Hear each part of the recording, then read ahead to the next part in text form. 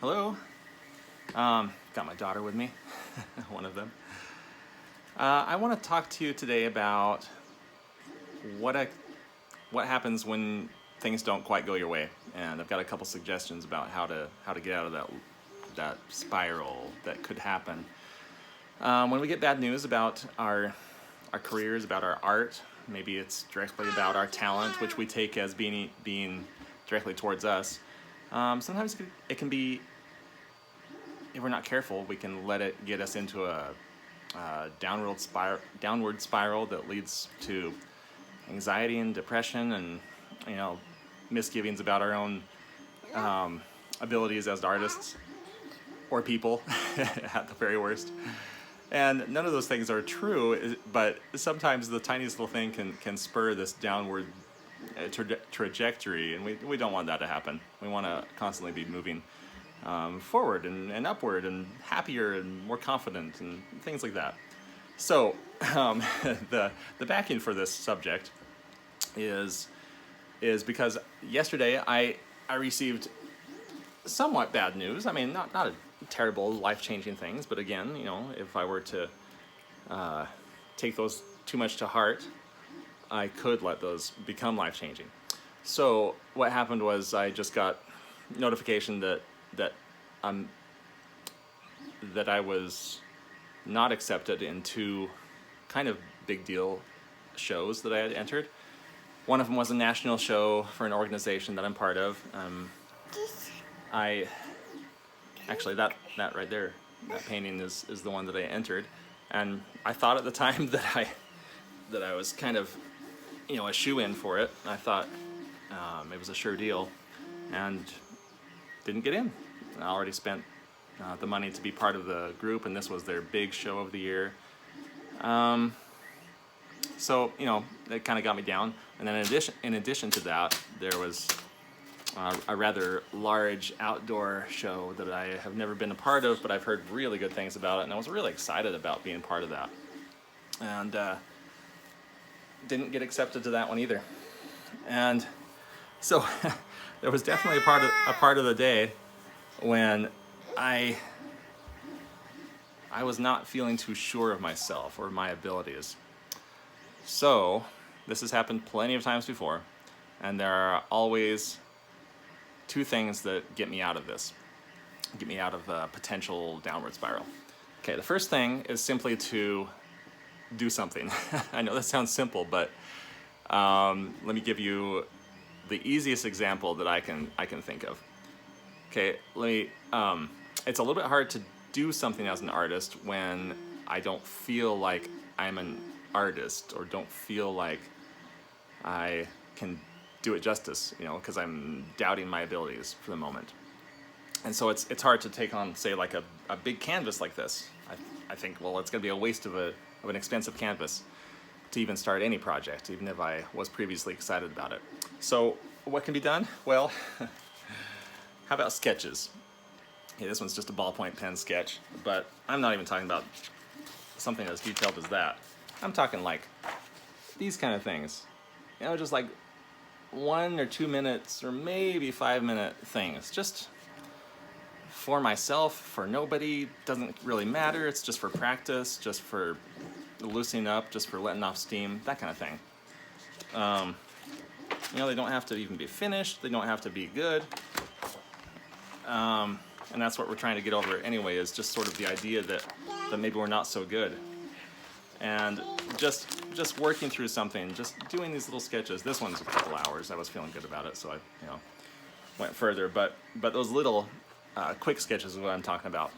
And as you kind of just get it out of your system, get your hand moving again, you'll feel better really fast. There are lots of free and cheap reference photos online. I'm going to make a video about all the different ones that I've found, and with a lot of help from my son, who has done a lot of research, because he's a growing, budding artist and making fast progress, and it's going to be fun. I'm gonna have him on with me on several of these videos coming up. he's got a lot of new knowledge, and I think it's a great perspective to bounce off each other. You know, with my decades of experience behind me and his several months of experience, he's come a long ways. But anyway, getting back to the point. Okay, so that's the first thing, is get busy. I'll help you feel better. The second thing is to start working towards something. Again, it involves action. Both of these things do. You have to do something, but again, you know, it's kind of hard to know what to do. I think we intuitively know that we need to do something to get ourselves out of a funk. But so this other thing is to, have a goal and be working towards something. And that can be really hard if you don't have a goal or a deadline approaching. For example, these shows that I entered and didn't get accepted in, those were kind of my things. Like, I was planning at least this first half of the year around those things, you know, with trips to these various places, and sectioning off, you know, 2-week periods of my life out of these things, and plenty of weeks of preparation for them. Anyway, that was kind of my year. I'm kind of left with nothing a little bit, at least for the first part. And of course, that's not always true. I do have other things that I should be working towards, but it's easy to let those things overshadow the smaller things that were kind of just always there, that I wasn't really thinking of. My daughter's down here. I just wanted to make sure she's being okay, not getting into too many things. She's all right for the moment. So if you don't really have something happening, you can always make it up. Yeah, you can make up a fake deadline. And what I mean by that is, and rather than waiting for things to happen to you, why not just make things happen for yourself? I don't have a one-man show coming up, for example. I don't have a tent show in this place that I didn't get accepted in, but could I make my own tent show? Absolutely. Could I work towards that? Could I make a goal for a certain number of pieces, certain sizes, maybe a cohesive body of work that I could show, I don't know, at my house? Invite neighbors, invite friends, and maybe even share it on Facebook, you know, to this whole zip code or something. I have 100% control over that. I could do that, and there's no way I can get, you know, not accepted or whatever to that, because I make it. Can I, I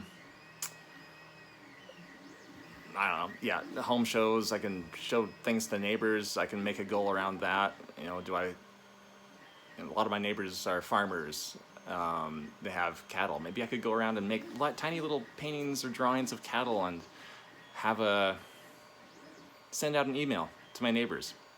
Make a goal for myself, say like in 2 months or something, I'll have 15 little tiny drawings or paintings of cattle. I'm thinking of this. I'm just kind of spitballing here, actually. But yeah, I can make these things up. I can set these goals, set deadlines for myself. They didn't exist before I thought of them. Yeah, they didn't exist anywhere than in my head. But if I want to write it down, then it's a real thing, and it's going to happen. And I can kind of work backwards from that date, and and decide what I need to get done by certain times. And anyway, you get the idea. So those are my 2 suggestions, and in my next video I will share the reference. She's got a hold of the tripod now. Good thing I'm almost done. Hi, babe. So yeah, I'll share those reference websites and other free things that I've used that I've been really happy with, and we'll maybe go through some of those together. And you can I'll show you what that's all about if you haven't already had experience with that, with drawing quickly, especially from human reference. And I think that'll be a lot of fun. So okay, I'll leave this at at that point, and I hope you get out of your rut if you're in one, and I hope that when you get in one, because they always come, that you'll remember these 2 points and that they'll help you. I really hope they'll help you. All right, I will talk to you again very soon. See ya. Can you say bye? Say bye-bye? No? All right. Okay, bye.